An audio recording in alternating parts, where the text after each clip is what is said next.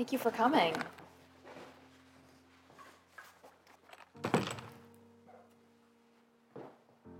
I can't believe you're the one interviewing me.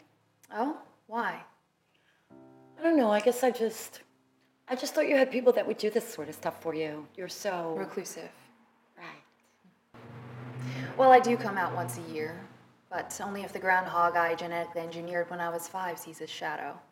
You are kidding. Yes. I did make my own groundhog when I was 5, though. So, I hear you're the university's top biochemist. It's a team effort. What? It's a team effort. I very rarely hear that because all my employees are women. I don't understand. I complimented you for being the top biochemist. You deflected and said relegating yourself to a member of a team. I'm not building a team here, Miss White. I'm hiring individual geniuses. Female geniuses who are not distracted by the flip-flapping of flesh between their legs. That isn't to say that I don't enjoy a penis every once in a while. I just have no interest in employing them.